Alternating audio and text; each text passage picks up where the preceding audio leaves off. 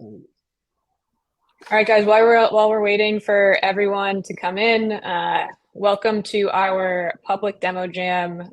We get together as a team every week to share what we've been working on, and we try to do it in public every few weeks. This is our first time doing it from LinkedIn, so thanks to everyone that has joined us. If you're new to Decipad, we've been rethinking the spreadsheet in terms of building plans, models, and scenarios, and working on a platform where you can really express your thoughts, your thinking, alongside your data and calculations in a more just dynamic and connected way.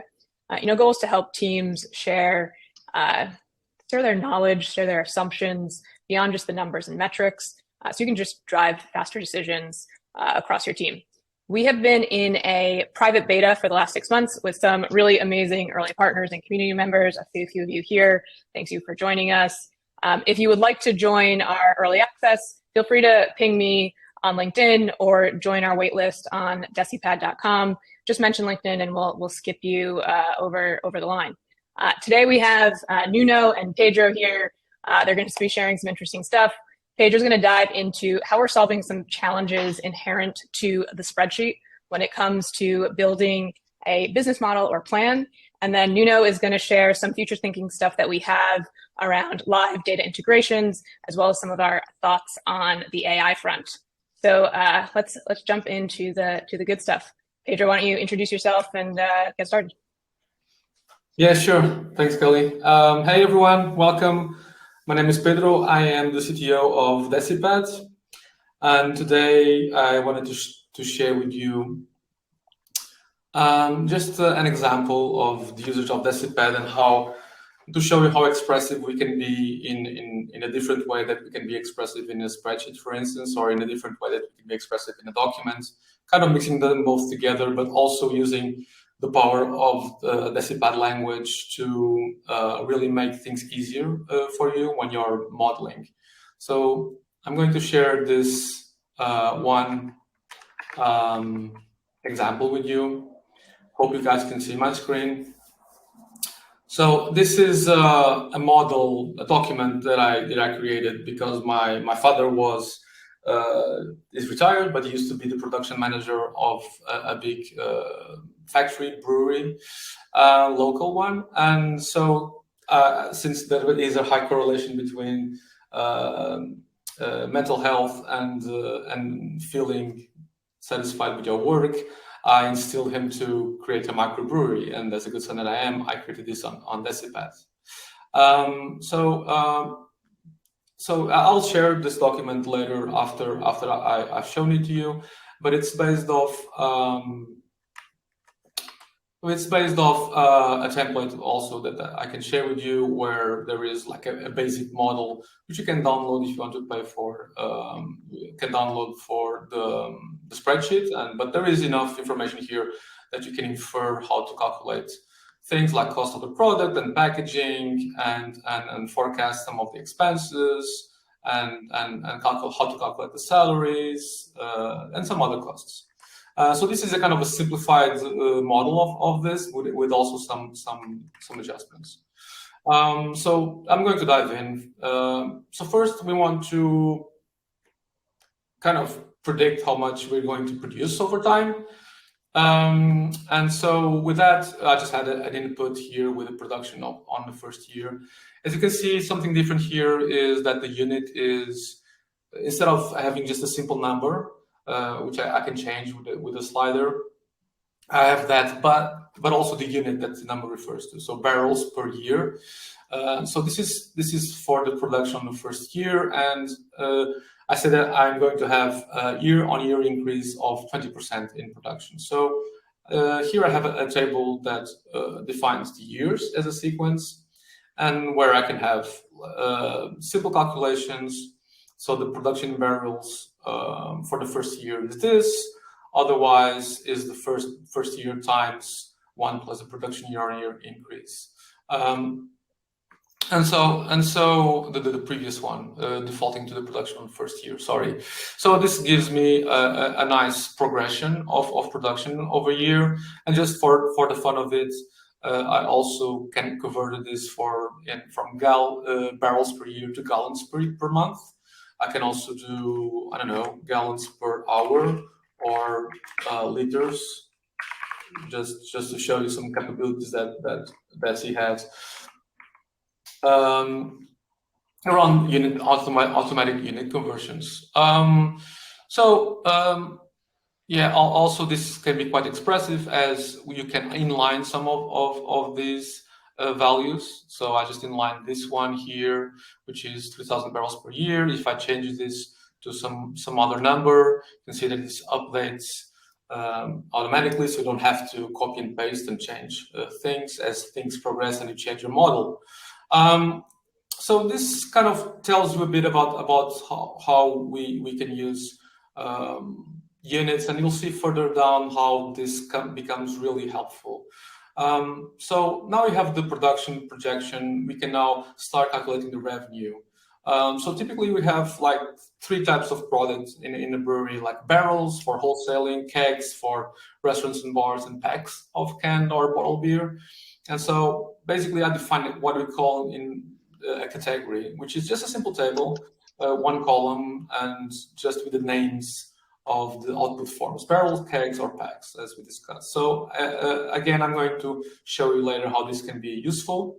One of the uses of this is to create a mapping. So a mapping from the output form and the ratio, which is how much do we expect to produce in each one of these categories, right? So the sum is 100%. I say 50% of my production goes to barrels, 25% to kegs, 25% to packs.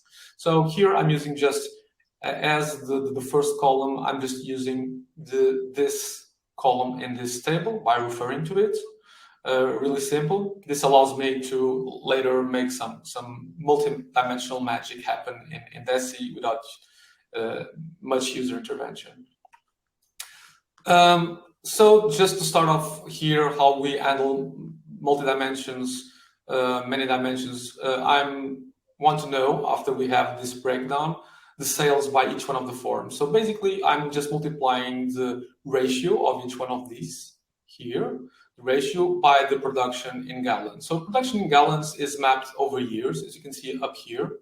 You know, there's year, and you can, and also the ratio is indexed by the categories: barrels, kegs, and packs, as you can see here. So just by multiplying both of these, I can get a breakdown per year and per product type, right? Barrels, years per year. So I can know that on the first year, I'm going to produce 6,000 gallons per month for barrels and 3,000 gallons per month for kegs, right? This is going to be useful later. Now I want to define a sell price. And so I'm going to, again, use a mapping from the output form to a sell price. And now I can simply calculate revenue by multiplying the sell price with the sales by form. Since the sales by form is already indexed by the product type, so barrels and kegs, this automatically does the right thing for you. And instead of creating a new dimension, it just applies the same dimension to this calculation. So we keep the same depth, like barrels and then years. And I can show you how you can invert this if you want later. But as you can see, the formula here is really simple, right? It's very intuitive. It's what you define. It's the simplest form, I would say, that you can define this mathematically, right? Sales by form multiplied by the sell price. There are other calculations that I can show you. So cost of goods sold, or COGS. So basically, the cost is the quantity times the price, which is the quantity for each one of the materials that we need to produce beer, times the price. Here you can see how we're smartly using units. So I can say the hops is $10 per pound, and then the quantity I need to produce is 0.65 pounds per gallon of beer. So here I'm using something that also Deci allows, which is qualifying the units. I can say gallon of beer or a gallon of water if I wanted to. I'm not using this, I'm just using the weight, but I could use this. So now we have the cost because it's just a simple multiplication. This a pound here, a pound there, cancels and gives you a nice cost, which is the cost in dollars per gallon of beer. Right, so basically the raw materials cost is just a sum, right?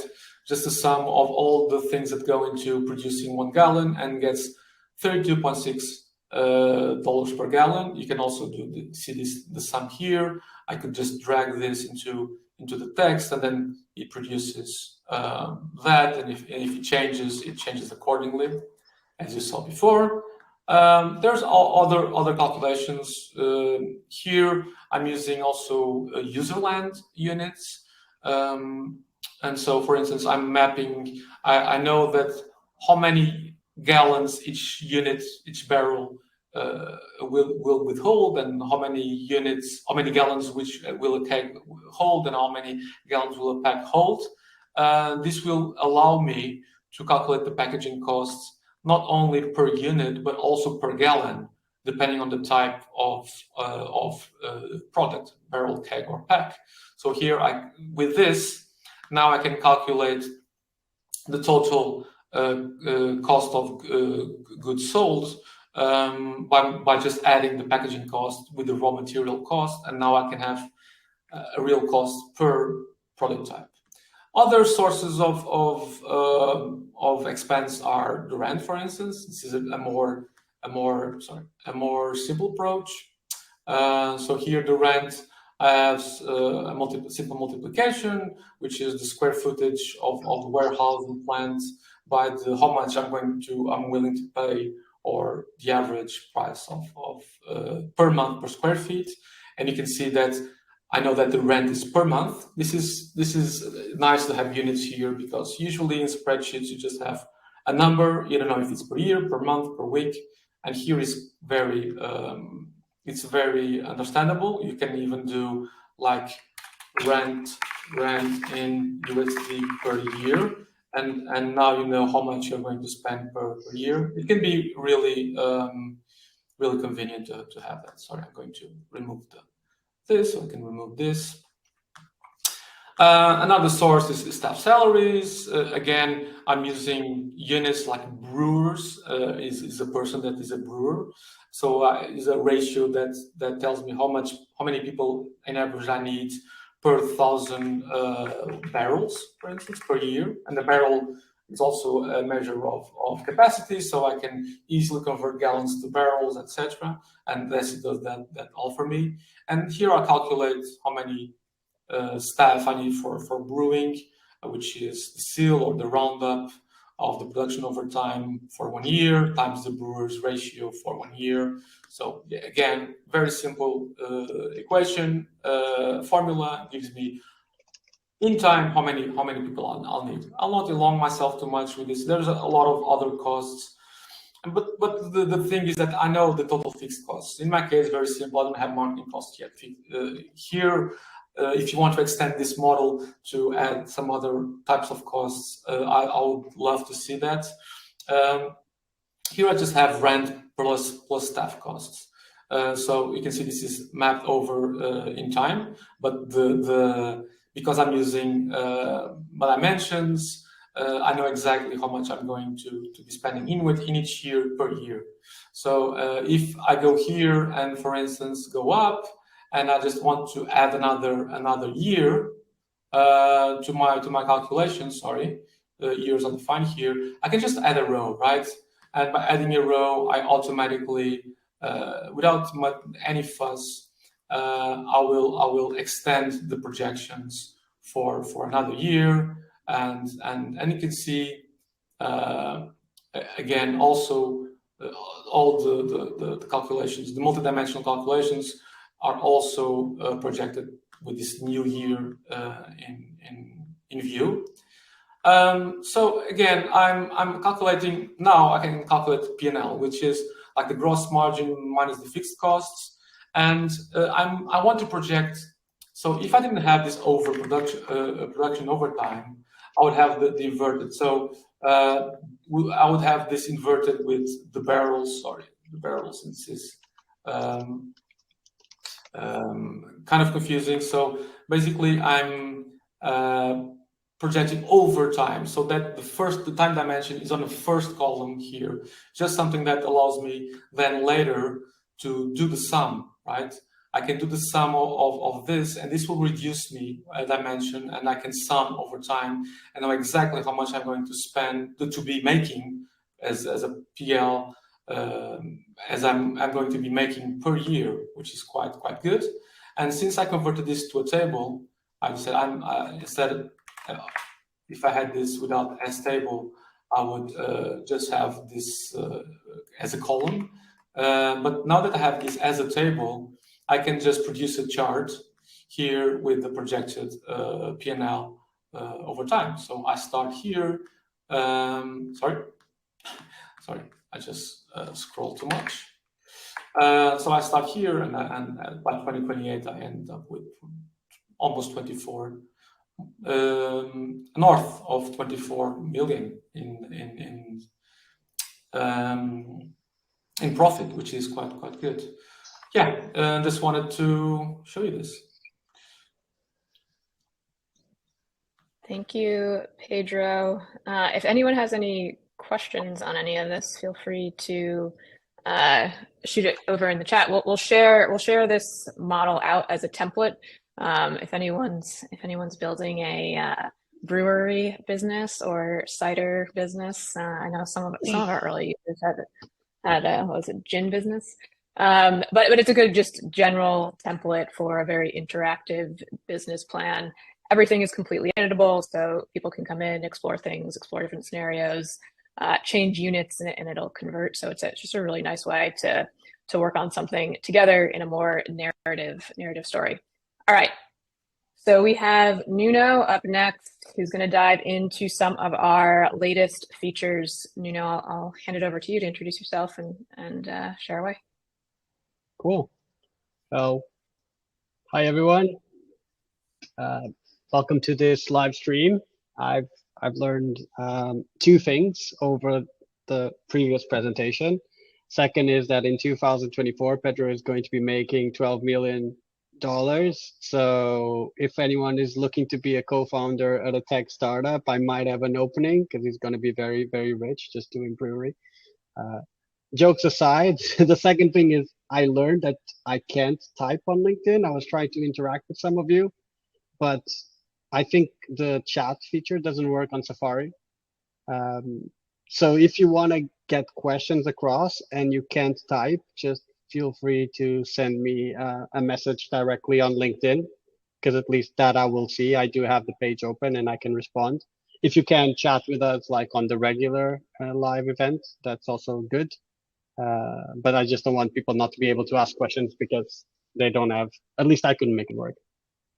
Cool. So today I'm going to be showing a couple of things that we are doing in terms of our product roadmap. We've been working a lot on AI, not because, and sorry, no demo is good without like, there we go. So then we've been working a lot on AI. This is one of our feature branches where we're working on it. And the reason why we're very focused on AI is because am I sharing my screen? Sharing yet. No. Of course I'm not. If I was, I mean, it wouldn't be a presentation. Am I sharing my screen now? Yeah. You are. Let's see. Cool. Hang on. So one of the, all good? All good. All right. So one of the reasons we're focusing on AI is second because we use it every day, from coding to writing notes. But the second is that one of the big limitations of AI is really on the numbers. You know, to infer things, it's not really great at that. It's great at giving you a head start. And we thought that could be like a great user experience for our users. So we're still on baby steps, but you know, you can, sorry about that. As you can see here on the top, this is a feature branch where we're developing a feature. So it's not like our production environment. So just going to make this work.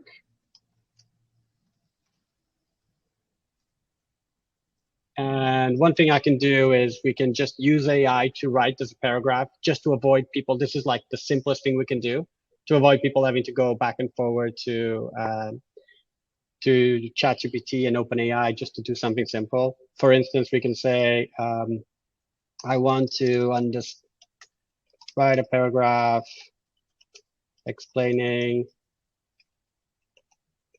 the conversion rate between Ethereum and Bitcoin in 2020. And hopefully this works.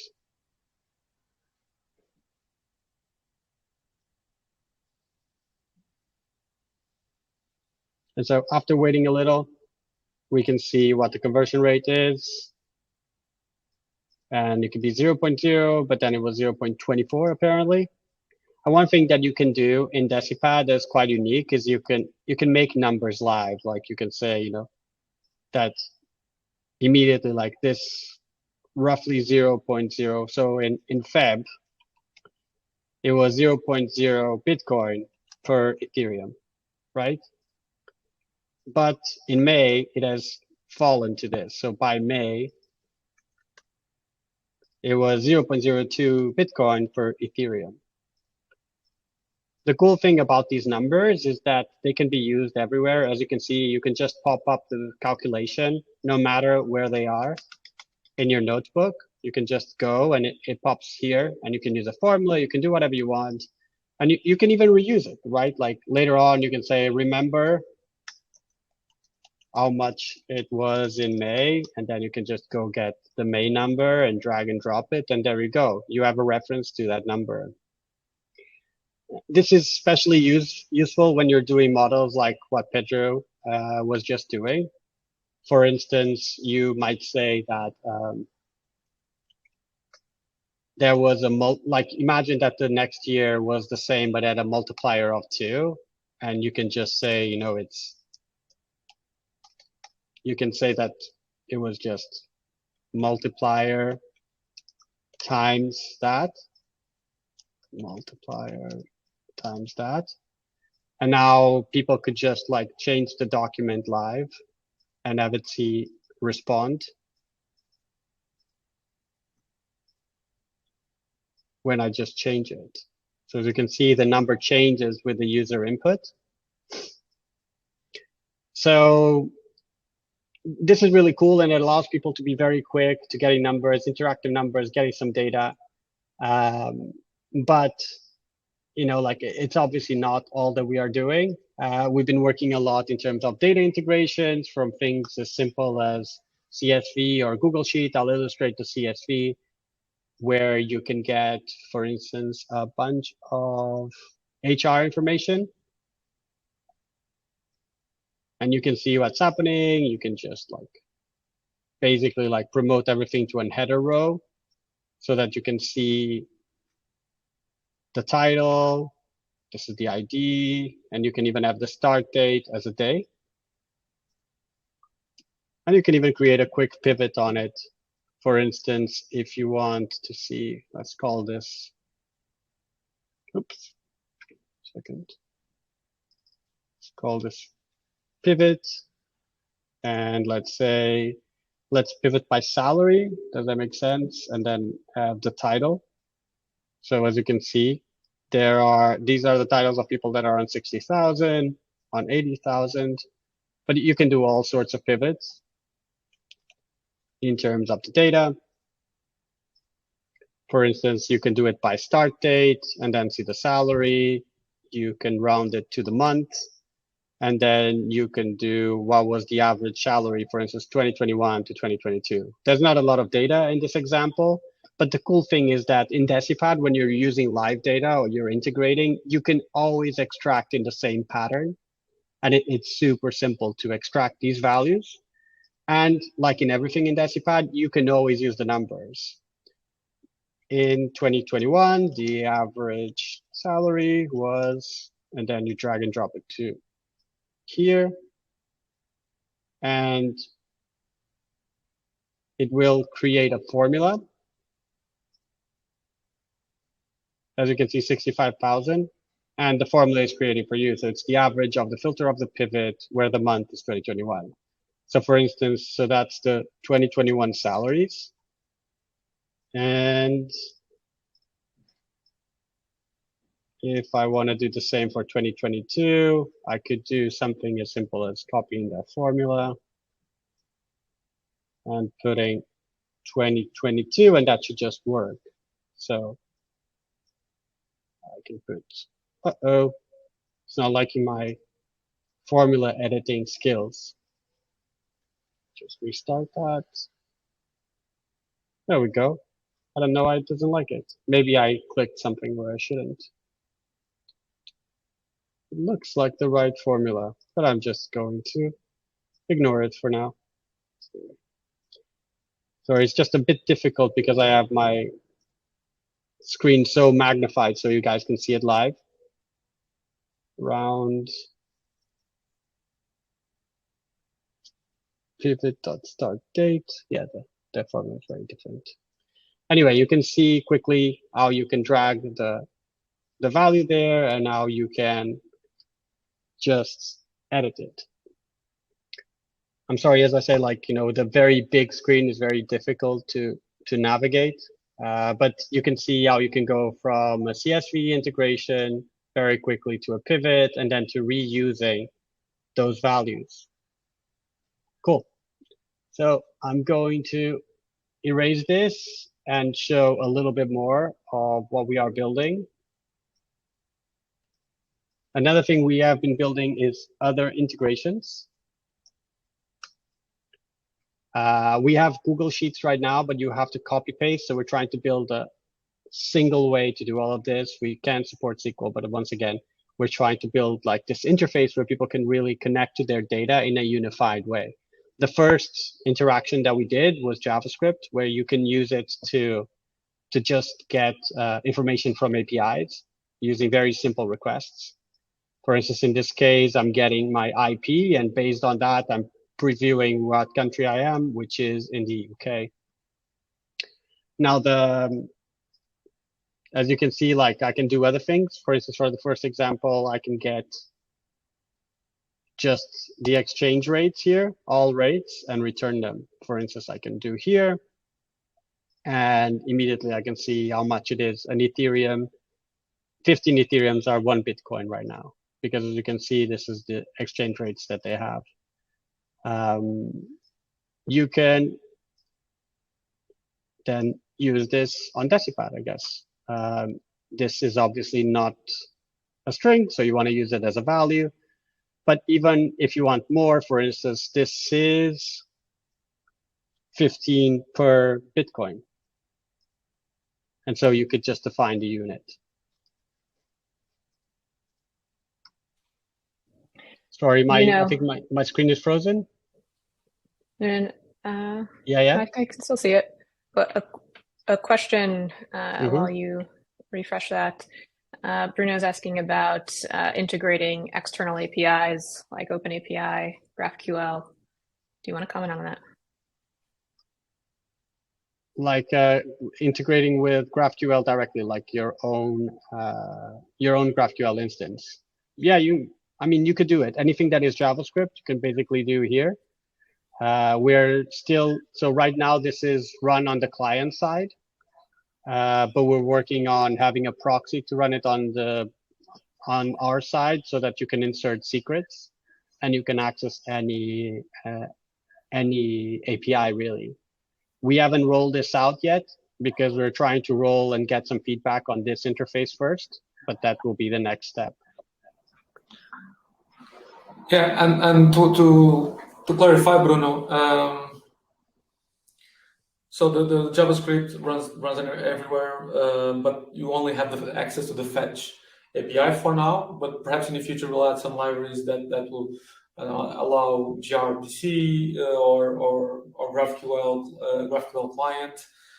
It's still to be defined. I mean, if you have like a specific need, ping us on the Discord channel, and we'll see what the product people say about that. But I think this will probably evolve over time. But for now, it's just fetch to be experimenting with fetch with secrets.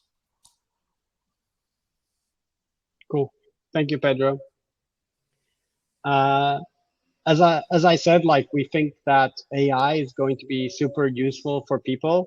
The biggest problem we had with Decipad, apart from having a massive, like a big screen with like super big text and everything crashing around me and me not knowing where I am, the other big problem we've had is that look, we're building a product that just doesn't exist. So when people look at it, they get very excited because it's like finally something that I can use the way that I always wish that I used. But what they forget is that that's kind of like the definition of a car or a bike.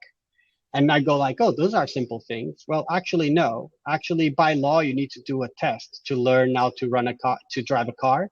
And I think half of the population fails. Actually, we can use the AI to see how many people fail their first test. And before, there was like professional drivers to drive cars around. And if you look at bikes, actually like a proud moment almost of any parent is to teach their kids to actually be on a bike.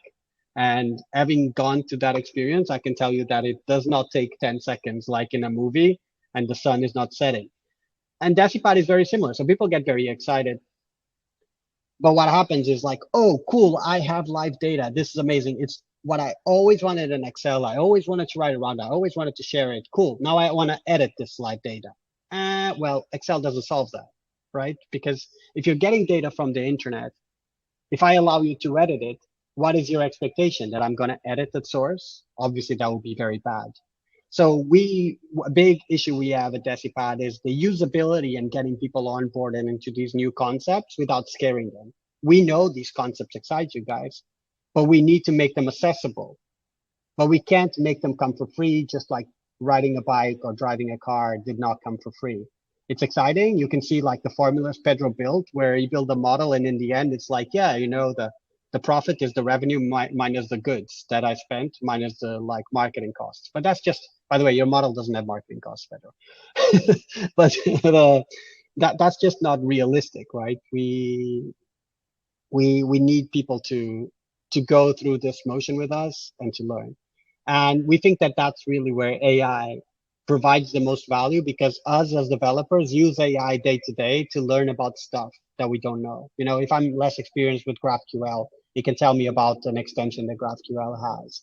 We see it as something very similar in Decipad. And so we're trying to take this AI with this philosophy of helping people be successful with what they are trying to do, and seeing that as a complement to this low code expectation that everyone now has of their tools. So in here, you can see, after this very, very long chat, you can see an example of this. This is a V1, but it's like us trying to say, hey, you know, let's actually see, based on this API, what is the response? And I can see it has these many Pokemons, and these are the names and URLs. And I can say, okay, I want a list of 10 Pokemons. And we can generate the code for people.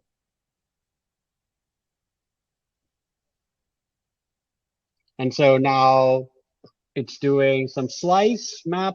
God damn it. I didn't run the code. Sorry.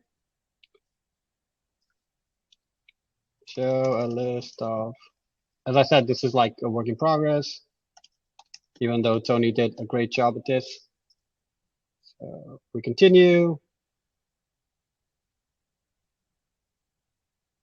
Generating, and now we run the code, and there we go. As you can see, ChatGPT wasn't very smart at knowing what we want. We actually don't want just that. We want to return that because we want to use it.